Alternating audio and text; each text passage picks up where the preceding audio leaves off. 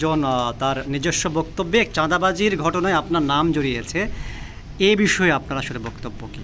নামটা আসার পর আমি একরকম অবাকই হই। জানাল আলম অপুকে আমি চিনতাম যখন আমি ছাত্র অধিকার পরিষদে ছিলাম 2022 সালে, যখন ক্যাম্পাসে আমরা ছাত্র রাজনীতির সাথে যুক্ত ছিলাম, তখন সেও ছাত্র অধিকার পরিষদ করতো, সম্মিলিত বেসরকারি বিশ্ববিদ্যালয়ের কমিটিতে বোধহয় ছিল, তখন চিনতাম। কিন্তু গত 2024 সালের 5ই আগস্টের পরে তার সাথে আমার কখনো কথাবার্তা দেখা হয়নি।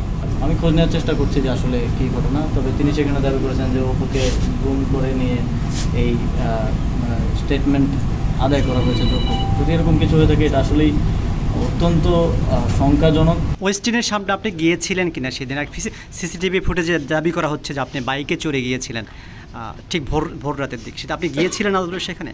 রাতে যখন কাজ শেষ হয় প্রায় কখনো কখনো ভোর হয়ে যায়। আমি রাতে খাওয়া দাওয়া, ওই সময় বাসায় আসলে খাওয়া দাওয়া দেওয়ার মতো কেউ থাকে না খাবার। আমি মাঝে মধ্যে বেশিরভাগ সময় যাই 300 ফিটের নীলা মার্কেট বলে একটা জায়গা আছে, আপনারা জানেন, ওখানে হাঁসের মাংস খুব ভালো পাওয়া যায়।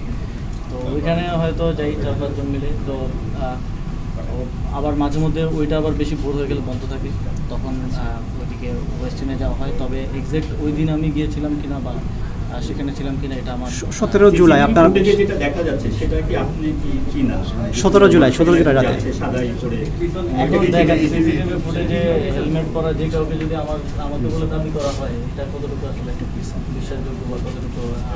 আমি এই বিষয়ে আর বেশি কিছু বলতে চাই না, কারণ এটা তদন্তের অধীনে একটা বিষয়। যেহেতু তারপর অনেক কিছু বললাম, কারণ আমার বিষয়ে যেহেতু এলিগেশন আসছে আমি মানে আপনি মোটা দাগে কি অস্বীকার করছেন অভিযোগটা?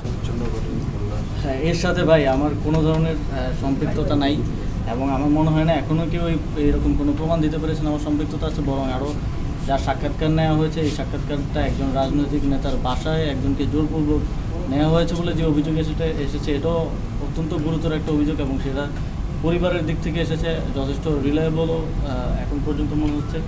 তো এর সাথে যে আমার সংশ্লিষ্টতার যে কথা বলা হচ্ছে, এটা সম্পূর্ণ রাজনৈতিক উদ্দেশ্য প্রণোদিত। এরকম অনেক কিছু আপনারাও ইতিপূর্বে দেখেছেন, আমরা সেগুলো ডিবাঙ্ক করেছি, এবং এখন দেখছেন, সামনেও হয়তো দেখবেন।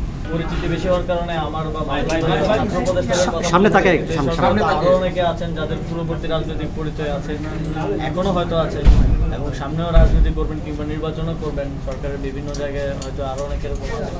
আমি মনে করি যে সবারই একটা সুষ্ঠু কোনো প্রকার প্রভাবমুক্ত নির্বাচনকালীন বলতে অন্য কোনো সরকারের কথা।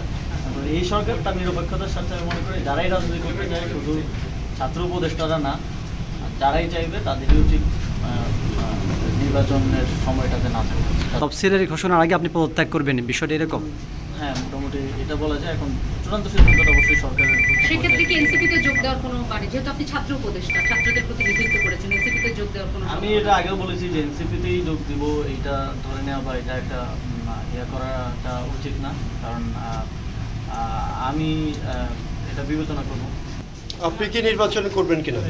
আমি এই বিষয়ে এখনো চূড়ান্ত কোনো সিদ্ধান্ত নিইনি।